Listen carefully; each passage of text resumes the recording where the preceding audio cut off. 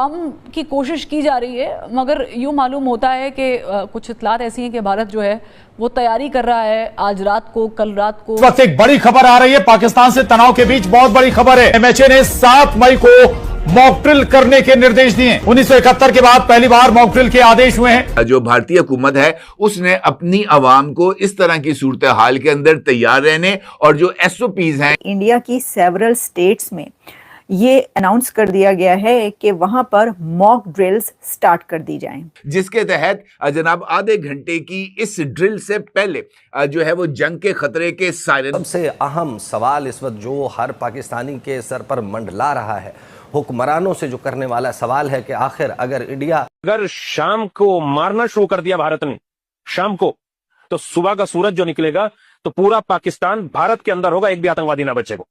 उन्होंने कहा वो पाकिस्तान को सजा देंगे। सायरन बजाने के फौरन बाद इन तमाम शहरों के अंदर आधे घंटे का मुकम्मल तौर पर ब्लैकआउट। जब से नरेंद्र मोदी की हुकूमत आई है, पाकिस्तान को थोड़ा सा सबक सिखाया जाए और हमला किया जाए, ताकि अवाम को इस बात से आगाह किया जाए कि अगर जंग का खतरा हो, जंग हो जाए तो ब्लैकआउट के दौरान उन्होंने क्या करना है। और अब पाकिस्तान के ऊपर जिस तरीके से हमला आवर है, पाकिस्तान के सारे मीडिया ने इसको रिपोर्ट किया है कि चनाब का जो दरिया है वो खुश्क हो गया।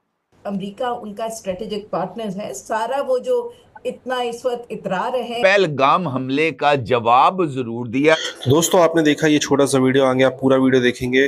भारत अब कोई करारा जवाब देने का एक बहुत बड़ा सिग्नल आ चुका है। जिस तरीके से इंडियन गवर्नमेंट ने कई स्टेट के लिए बोला है कि वहाँ पर कुछ ड्रिल कराई जा रही हैं, लोकल्स लोगों के लिए कुछ मैसेज ट्रांसफ़र किए जा रहे हैं कि अगर ऐसा होता है तो आप ऐसा करें, बहुत सारी चीज़ें हैं। तो मतलब कुछ बड़ा होने वाला है और ऑब्वियसली दुनिया को पता चलना चाहिए कि भारत के किसी भी नागरिक की जान अगर ये टेररिज्म की वजह से हुई है, पाकिस्तानी टेररिस्ट की वजह से हुई है, तो डेफिनेटली उसका जवाब बहुत बड़ा होना चाहिए। पहले पूरा वीडियो देखते हैं, वीडियो के बाद करते हैं इस टॉपिक पर बात। प्लीज चैनल को बॉर्डर्स के साथ इन एरियाज के अंदर परवाजें की, ताकि अवाम को इस बात से आगाह किया जाए कि अगर जंग का खतरा हो, जंग हो जाए तो ब्लैकआउट के दौरान उन्होंने क्या करना है। इसी सारी सूरत हाल के पेश नजर अब जो भारतीय हुकूमत है उसने अपनी आवाम को इस तरह की सूरत हाल के अंदर तैयार रहने और जो एसओपीज हैं कि लाइट्स को ऑफ करना है, घरों से बाहर निकलना है, खुली जगहों पर चले जाना है, मोर्चे बनाने हैं, मोर्चों में रहना है और उसके साथ साथ खुराक को और पानी को स्टॉक करके रखना है, ये तमाम हदायत भी जारी कर दिए गए हैं। इसके साथ साथ भारतीय वजीर दिफा राजनाथ की तरफ से, जिसका मैंने आपके साथ गुफ्तगू के आगाज में भी जिक्र किया, उन्होंने एक तकरीब से खिताब किया और उस तकरीब के से खिताब करते हुए एक जानिब उन्होंने इस बात का इजहार किया कि भारतीय अवाम को पाकिस्तान के साथ जंग के लिए तैयार रहना चाहिए। वहीं पर उन्होंने इस बात का भी इजहार किया कि पहलगाम हमले का जवाब जरूर दिया जाएगा और अब ये जवाब ज्यादा दूर नहीं। इंडिया की सेवरल स्टेट्स में ये अनाउंस कर दिया गया है कि वहां पर मॉक ड्रिल्स स्टार्ट कर दी जाएं। मॉक ड्रिल्स करने के लिए सेवरल स्टेट्स को ये ऑर्डर किया गया है इंडियन गवर्नमेंट की तरफ से, होम मिनिस्ट्री की तरफ से, यानी इंडिया होम मिनिस्ट्री ने सेवरल स्टेट्स को मॉक ड्रिल्स कंडक्ट करने का ऑर्डर कर दिया है। अब ये जो मॉक ड्रिल्स हैं ये क्या हैं? ये है जंग की तैयारी, यानी आप जो ड्रिल्स होती हैं, मॉक ड्रिल्स जो होती हैं, ये यानी हम बात करें सिविल मॉक ड्रिल्स की, सिविलियन मॉक ड्रिल्स। बाकी तो ड्रिल्स जो हैं जो कि नेवी की हो रही हैं और जितने भी और अफवाज हैं उनकी हो रही हैं, दोनों कंट्रीज़ में हो रही हैं। यानी पाकिस्तान में भी कई जगहों पर हमने आपको बताया कि कहाँ कहाँ पर ड्रिल्स हुई हैं, लेकिन अब सिविल डिफेंस की मॉक ड्रिल्स जो हैं वो करने का ऐलान कर दिया गया। ये एक लास्ट स्टेज आप समझ लें कि जब लोगों को भी इसके लिए तैयार कर दिया जाता है कि क्या क्या हो सकता है और आपने क्या क्या करना है। तो इसके अंदर ये कहा गया है कि for effective civil defence on 7th में ये मॉक ड्रिल्स की जाए और इसके लिए जो क्या क्या किया जाता है, क्या ज़रूरी होता है, देखें इसमें ये सिखाया जाता है कि जो एयर रेड वार्निंग सायरन्स होते हैं वो कैसे बजाए जाते हैं। जैसे कि जब जंग शुरू हो तो आपके जहाज़ बमबारी के लिए निकलें, दूसरे के जहाज़ निकलें, जो भी जंग की सिचुएशन में हो, तो बार बार सायरन बजाए जाते हैं।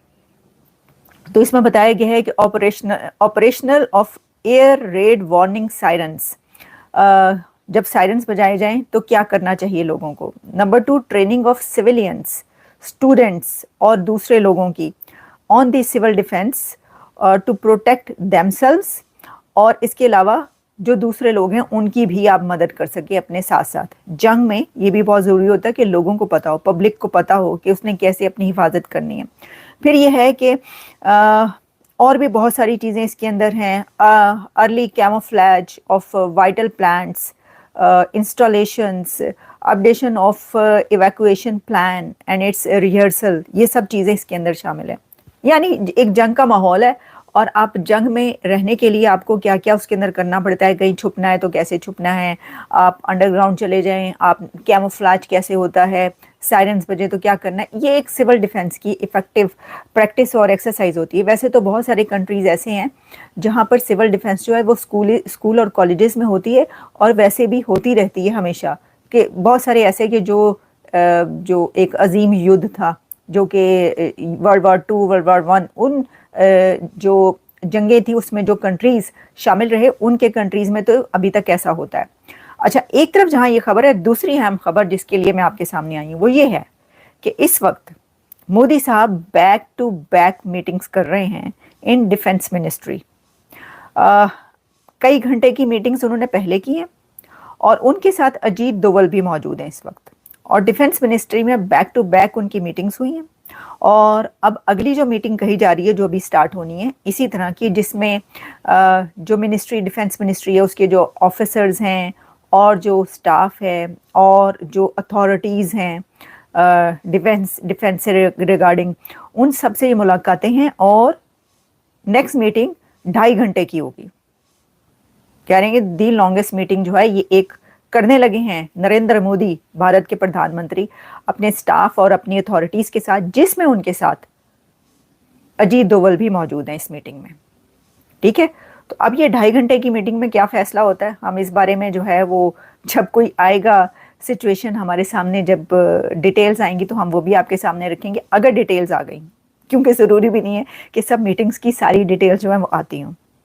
तो ये तो 2 खबरें। अब इसी से रिलेटेड तीसरी खबर, आखिरी खबर, और वो ये है कि जंग कब होगी।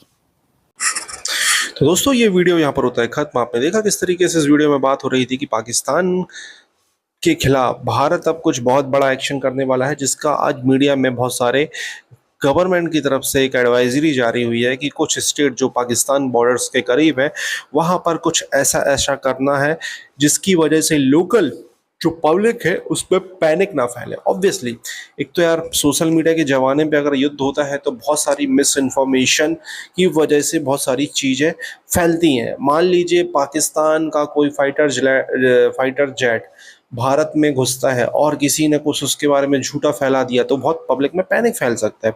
तो इस वजह से कुछ ऐसी ड्रिल करी जा रही हैं जिसकी वजह से पैनिक ना फैले। और ऑब्वियसली यार एक साइकोलॉजिकल एडवांटेज तो हमें इतना ज़्यादा है कि पाकिस्तान हमसे कभी जीत नहीं सकता है, और इस बार अगर युद्ध हुआ तो पाकिस्तान के लिए उनके इतिहास का आखिरी युद्ध साबित होना चाहिए। ये युद्ध आप जरूर सोचें कि हमारे जो नागरिक 26-27 मरे, बट ये कब खत्म होगा यार। ये काफिर को मारना, ये करना, वो करना, चुन चुन के हिंदुओं को मानना, इस तरीके की चीज़ें के लिए जब कोई मतलब रास्ता न निकले तो एक बड़ा युद्ध होना चाहिए जिसके बाद उनको मैसेज जाए कि 27 लोगों की वजह से वो युद्ध चालू हुआ था। भले मैं ये बात कर रहा हूँ, ऑब्वियसली युद्ध से बहुत नुकसान होगा दोनों साइड का, ये होगा वो होगा, बट जो लोग, ये जो ऐसी ताकत है उनको एक मैसेज तो जाएगा।